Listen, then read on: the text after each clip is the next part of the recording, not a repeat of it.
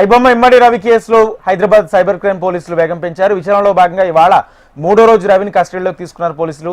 ఇవాళ రవి నుంచి కీలక సమాచారాన్ని రాబట్టనున్నారు. ఐబొమ్మ రవికి సినిమాలు సప్లై చేస్తుంది ఎవరు, అందుకు సహకరిస్తున్న వారు ఎవరనే వివరాలు సేకరిస్తున్నారు. ఇదే అంశానికి సంబంధించి పూర్తి సమాచారం మా ప్రతినిధి గోవింద్ అందిస్తారు. గోవింద్. ఎస్ రాజేంద్ర, ఈ ఐబొమ్మ పైరసీ కేసులకు సంబంధించి అరెస్ట్ అయినటువంటి ఇమ్మడి రవి ఈరోజు మూడో రోజు విచారణ ప్రారంభమైంది.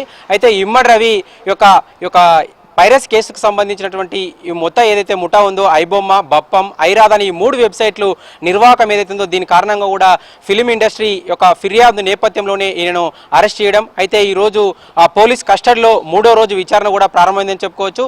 ముఖ్యంగా ఇమ్మడి రవికి సంబంధించినటువంటి ఐబొమ్మ, బప్పంకి సంబంధించి ఏదైతే సినిమాల అప్లోడ్ ఉందో, అంటే సినిమాలు సప్లై చేసే వారి వివరాలు, అదేవిధంగా సినిమాలు సప్లై చేసుకోవడానికి కూడా సహకరించినటువంటి ఏజెంట్లు కానీ నిర్వాహకులు కానీ ఎవరెవరు ఉన్నారో వాళ్ళందరూ యొక్క లింకులు, అంటే ఐబొమ్మ రవితో ఉన్నటువంటి వాళ్ళ పరిచయాలు కానీ వాళ్ళకు ఉన్నటువంటి లింకులు కానీ ఇవన్నీ కూడా ఆరాధిస్తున్నట్టు కూడా మనకు సమాచారం అంతా ఉంది. అయితే ఇది మూడో రోజు విచారణ కాబట్టి, అంటే మొదటి రోజు కూడా విచారణ కూడా 6 గంటలుగా కొనసాగింది. మొదటి రోజు విచారణను కొనసాగింపుగా కూడా నిన్న రెండో రోజు కూడా విచారణ కొనసాగింది. అయితే నిన్న జరిగినటువంటి విచారణలు కూడా ఇమ్మడి రవి నుంచి కూడా అనేక అంశాలు కూడా రాబట్టే ప్రయత్నం కూడా సైబర్ క్రైమ్ పోలీసులు చేశారని కూడా చెప్పుకోవచ్చు. అయితే నిన్న జరిగినటువంటి విచారణలు కూడా 6 గంటలకు కూడా ఇమ్మడి రవి నుంచి చాలా విషయాలు కూడా ఇమ్మడి రవి నుంచి రాబట్టే ప్రయత్నం చేసినప్పటికీ కూడా ఆయన కొంతవరకు కూడా సహకరించకుండా కూడా, అంటే ఎవరైతే ఏజెంట్లు ఉన్నారో ఆన్లైన్ గేమింగ్ కానీ, అంటే 1bet1x ఏదైతే నిర్వాహకుల వివరాలు కూడా సిసిఎస్ పోలీసులకు చెప్పే దానికి కూడా నిరాకరించినట్టు కూడా మనకు సమాచారం అంతా ఉంది. అయితే ఇమ్మడి రవికి సంబంధించినటువంటి ఏదైతే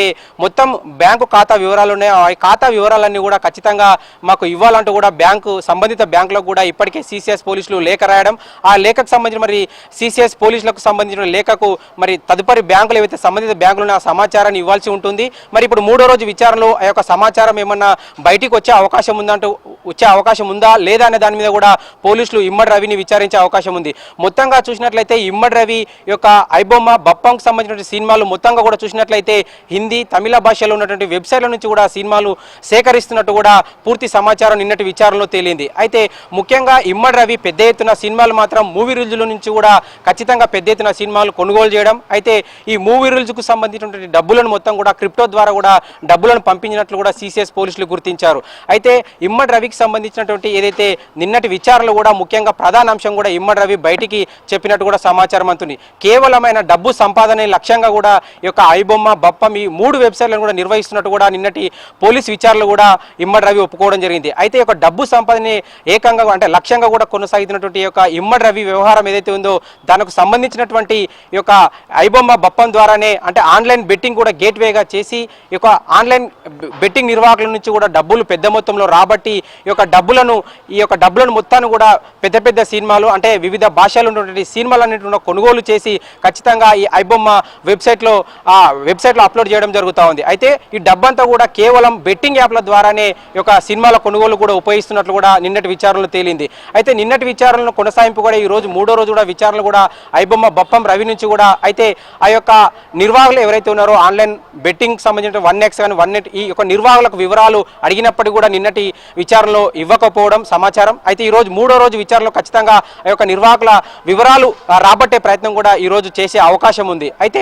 ముఖ్యంగా ఈ యొక్క ఐబొమ్మకు సంబంధించిన సినిమాలు ఏవైతే ఉన్నాయో మంచి కంటెంట్, అంటే పెద్ద స్క్రీన్లు, అంటే పిక్చర్ క్వాలిటీ, అంటే విజువల్ క్వాలిటీ ఉండేటట్టు విధంగానే ఈ యొక్క ఆన్లైన్ బెట్టింగ్ ద్వారా వచ్చిన డబ్బులను మొత్తం కూడా ఈ యొక్క కంటెంట్లు, అంటే హిందీ, తమిళ భాషలో ఉన్నటువంటి వెబ్సైట్ల ద్వారానే సినిమాలు కొనుగోలు చేస్తూ ఆ యొక్క మూవీ రిలీజ్కు సంబంధించినటువంటి మూవీ రిలీజ్ యజమాని ఇంతవరకు కూడా ఎవరనేది కూడా క్లారిటీ రాకపోవడం, అయితే ఈ మూవీ రిలీజ్ కూడా క్రిప్టో ద్వారానే మొత్తం కూడా డబ్బులు చెల్లించి సినిమాలు కొనుగోలు చేస్తున్నట్టు తెలిసింది.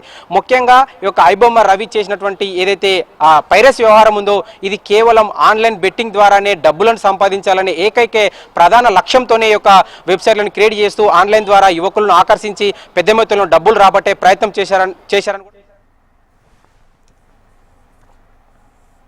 Right, thank you Govind.